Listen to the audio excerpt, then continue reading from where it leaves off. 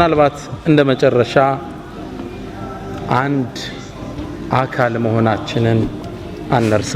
የትናንቱን ትምህርት ለማጠናከር ነው።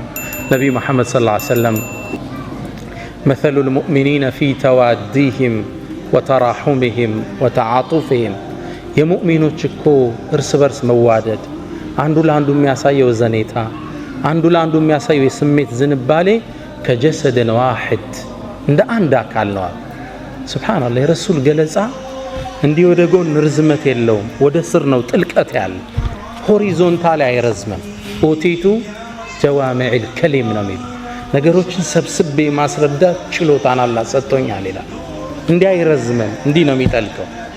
የሙእሚኖቹ ማንነት እኮ እርስ በርስ ሲዋደዱ፣ ሲተሳሰቡ፣ ሲተዛዘኑ ከጀሰድን ዋሂድ እንደ አንድ አካል ኢዘ ሽተካ ሚንሁ ዑድውን አካል ውስጥ አንድ አካል ሲጎዳ ተዳዓ ለሁ ሳኢሩል ጀሰዲ ቢሰሐሪ ወልሑማ። እጅህን ብትቆረጥ እንቅልፍ ይመጣ አይመጣ? ይሄ ነበር የተቆረጠው። ለምን መተኛት አይችልም? ጥርስህን አሞ እንቅልፍ ይመጣ?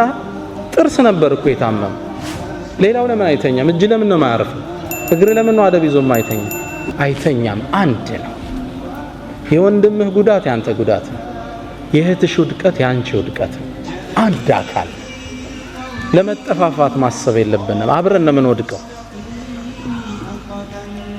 አንዴ ይባላል እኮ ጥርስ ተበሳጨና ምላስ ላይ ዛቻን አቀረባል።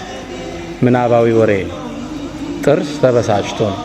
አንቺ ምላስ አርፈሽ ቁጭ ካላልሽ ቀርጥፌ ነው ማሳረፍሽ አላት። ግልጽ ነው። እዛው አኝኬ ነው ማሳረፍሽ፣ ስርዓት አድርጌ አላት። እሷም በስጨት አለችና አንተም ስርዓት አልስካልክ አንዱን ተሳድቤ ነው ማስረግፍ አለች። ግልጽ ነው። ግልጽ አይደለም። አንተም ብቻ አይደለም ከነ 32 ቤተሰብን ማስወጣ አለች። መጠፋፋት ነው የሚሆን። ግልጽ ነው። እኔን አንተ ለማጥፋት ስታስብ አንተም አብረህ ነው የምትወድቀው። የሙስሊም ሚዲያ ሆነ መሪህን ስተች፣ መሪው ደግሞ አንተም ቢተች አብረህ ነው የምትወድቀው። መጠፋፋት ይሆን። እዚህ በህይወት ጉዟችን ላይ አንድ አካል እንደሆነ እንሰብ። አንዱ ለአንዱ ጉድጓድ አይቆፍር። አንድ አካል በህይወት ጉዟችን ላይ እንደ አይነት ሰውን ሆን የመጨረሻ